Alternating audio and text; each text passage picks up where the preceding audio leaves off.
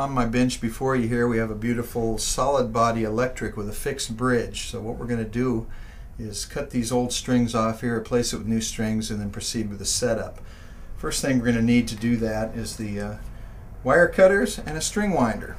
What I like to do first is take some of the tension off the strings before I cut them. So I'll put my right hand here, so in case one of them breaks. These are a little rusty, and every now and then, even though you're releasing tension, you'll have one snap on you. So if you put your hand here, it'll keep it from hitting you in the face. Take a little bit of the tension, a few turns off each string.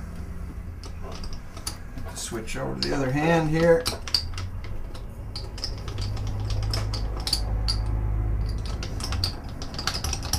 And then when they're nice and slack like that, you can go ahead and cut them off. I like to grip them right here in the middle and cut a couple at a time. After I've cut the strings, I'm holding on to them here. I'm going to reach down with my right hand and hold on to this tailpiece, because oftentimes you let go, it'll slide off on the surface of the guitar.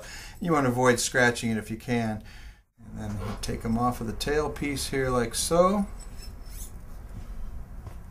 And up here, unwrap them from the tuners. These came off pretty easy. Sometimes people put knots in them and it'll take a little more work to get them off.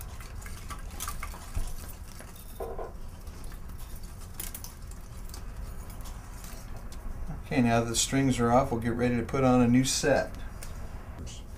Okay, first thing we're going to do is get the tailpiece in hand, and we'll start with the low E string in this case. We want to get at least one string on there to kind of hold the thing in place so it doesn't go sliding off on you.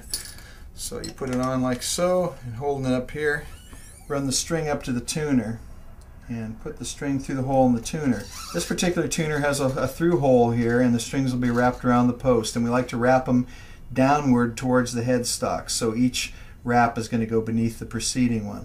What I like to do is hold it up in the middle of the fingerboard about 4 inches off, so I get the right amount of wraps around there, and hold it in place. Get your string winder in hand and start wrapping here, and the string is going down towards the headstock. So right there we have about a turn and a half on there, and that's fine on the low wound strings. And then we'll proceed with the A string. Okay, now with the plain strings, we got a little bit different method for attaching up at the string tuner post. I'm going to bring it up to here. Okay, you run it through normally, straight through like that, get about the same amount of gap, but we're going to do something up here at the head that's a little different.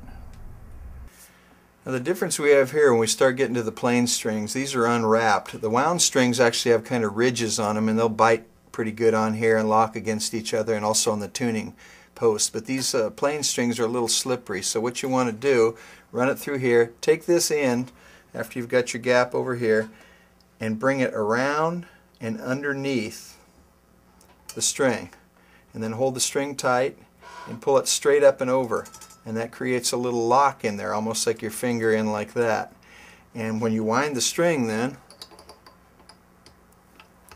as you come around there, that pinches in that little area, that little V in there, and locks the string in place. And so you hold this into the string to keep it, make sure again that it's winding down towards the headstock. And we get about three wraps on there. Put it in the nut and then down at the bridge. And we're ready to move to the next one. We're going to do the same thing again. I'll show you exactly here how we do it. Bring it up. You run it through the hole in the front, pull it out there, pull it up off the fingerboard about 4 inches, hold this in place, take this string, come around the face of the tuner towards the nut, underneath, reach up and pull it over like that. Put a little bend in it, and there it is. You can see it locked in there. And then I'll go ahead and do this.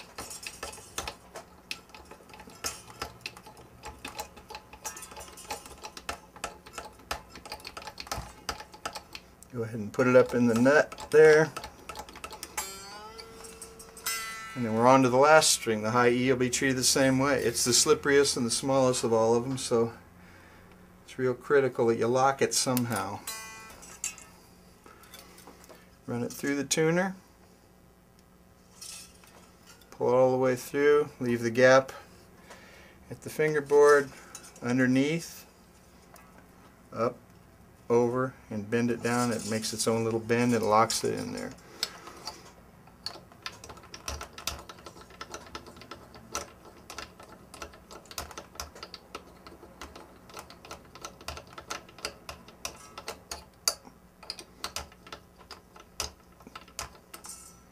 Put it in the nut, put it in the saddle at the other end, and we're pretty much set. Now it's ready to tune. Okay, now you probably notice we've got all this extra string length hanging here, and your mom probably told you you'll put your eye out with that, and you may. So what you want to do is trim these guys off. There's a couple of different ways to do it. The first way to do it is you can hold the string and take your cutters and get up as close as you can and just cut it off. A lot of people like to leave a little length, cut it say here like that, and then take some needle nose pliers and put a little right angle bend towards the headstock, down like that, so that way you won't stab yourself. You can't cut yourself. If you leave them too long and they're too sharp, sure enough you're going to run it under your fingernail on the tip of your playing hand. So you don't want to do that. So we'll go ahead and do the rest of them like that. Cut it off about 3/8 of an inch there and just bend it down. Okay, last one here. Bend her down. And again, they're out of the way. You can take your hand and go like this and there's no damage. The next step in the tuning sequence, in the setup sequence, would be actually getting the guitar in tune. I've got an electronic tuner here on my bench and we're going to plug it in.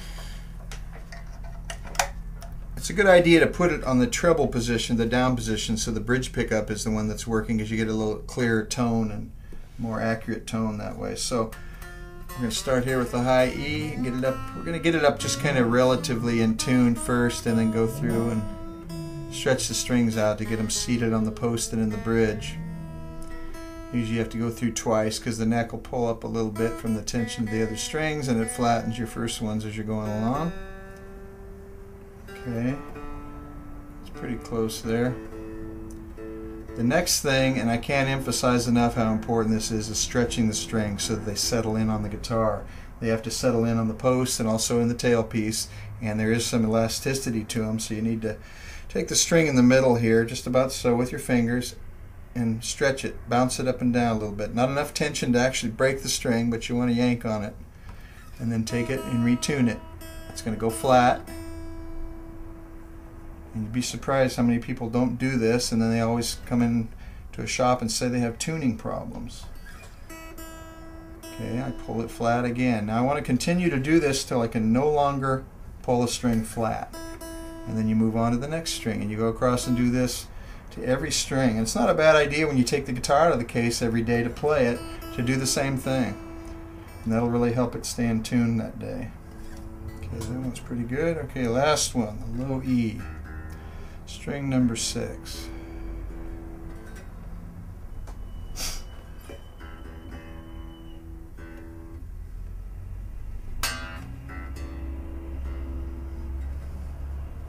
Okay, that should be the last one. Got that pretty good. Okay, we'll go back through and check it like I mentioned before. Little pull here and there.